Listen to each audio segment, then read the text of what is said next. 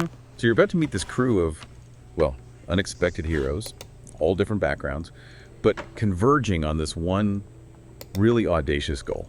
And what's so fascinating, I think, isn't just that it takes this real figure, Robert Smalls, who's legendary, right, and kind of expands his world globally, Yeah. but it's how the novel uses these diverse characters. It suggests freedom isn't just one fight, it's this universal yearning, transcends borders, personal stuff. Even civil wars. Exactly. It hints that the forces back then were way more interconnected than maybe we usually think. That's a really powerful distinction. It definitely sets the scene for Small's plan, which was just audacious, doesn't quite cover it. No kidding. So let's start with Robert Smalls himself. We first meet him.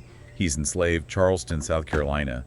The days are super tense leading up to the war. Right, May 1861. The novel paints this picture: Charleston Harbor, thick mist, tension you could cut with a knife. And Smalls is described as just a master of these waters. Knows every shifting sandbar, every hidden rock, every treacherous bend. Says he knew them like the scars on his father's back. Wow. And he was young, barely 21, but navigated with this deep, almost like inherited wisdom. It's such a stark contrast, isn't it? Totally. Because on land, brutal reality, he's property, Right. legally. Living with his wife, Hannah, their kids also enslaved. All bound by Charleston's laws. And even though he was hired out, his skills were valuable, right? Harbor pilot? Invaluable. But every cent he earned went straight to his enslaver. Just a constant, galling reminder. Yet the novel shows him navigating that too. But his genius wasn't just the piloting, was it? The book shows how he used being. Well, invisible, essentially. Perceived invisibility. To gather intelligence, turned his situation into this massive strategic advantage. Because out at sea, on the Confederate ship, the Planter, things were different. The white officers, they had to listen to him. Had to follow his word. He was the one who could get them through alive. Right. The novel has him murmuring, "Out here, I own the tide."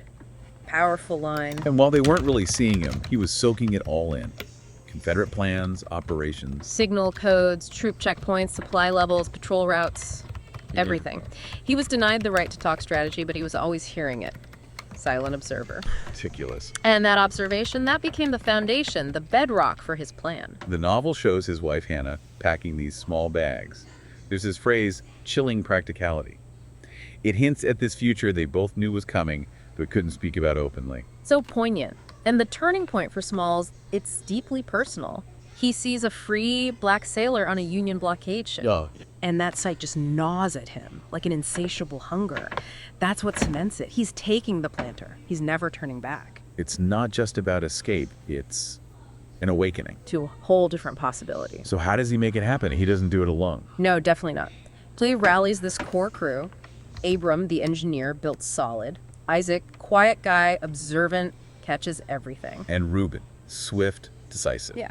These men, they're bound by the same oppression by their families. They plan meticulously, drawing the ship's details on butcher paper dirt floors. Until the Planter was like an extension of their own bodies. And their pledge: we go together, we turn back for no one but our own.